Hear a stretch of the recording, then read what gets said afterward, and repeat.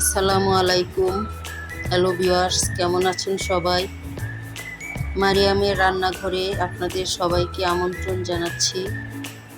আজকে আমি পটল আর জাম আলু দিয়ে টমেটো দিয়ে চিংড়ি মাছ রান্না করে দেখাবো।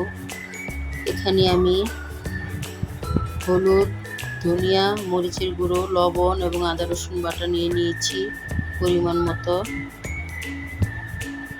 এবার একটি ফ্রাই প্যানে পরিমাণ মতো তেল দিয়ে দেব।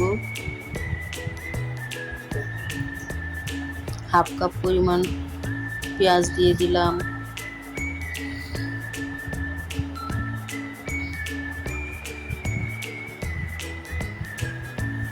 পেঁয়াজটা হালকা লাল করে ভেজে মশলাগুলি দিয়ে দিব।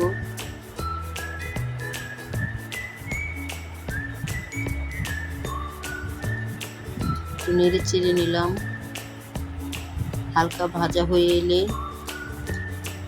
পরিমাণ মতো পানি অ্যাড করে নেব।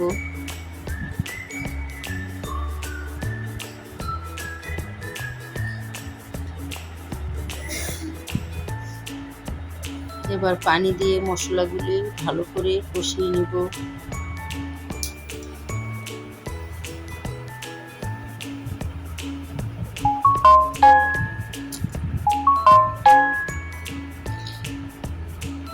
টমেটো দিয়ে দিলাম।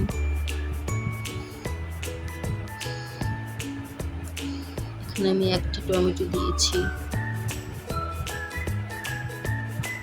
চিংড়ি মাছ আগে থেকে বেছে ধুয়ে রেখেছিলাম। চিংড়ি মাছ দিয়ে মশলার সাথে ভালো করে কষিয়ে নেব।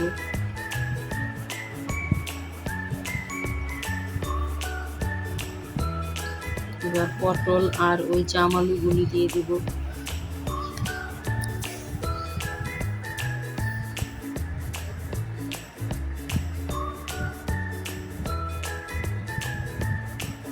ভালো করে কষিয়ে নেব পটলগুলো।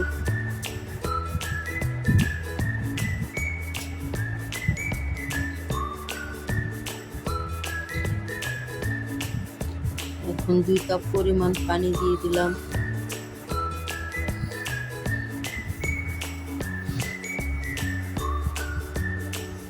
নেড়ে চেড়ে দিলাম।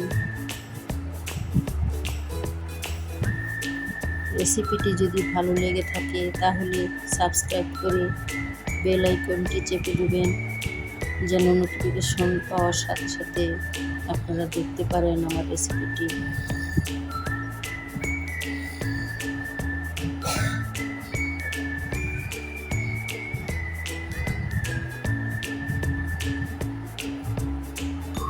এবার ধনেপাতা দিয়ে দিলাম। আমার রেসিপিটি প্রায় হয়ে এসেছে। সবাই আমার পাশে থাকবেন, আমিও আপনাদের পাশে থাকবো।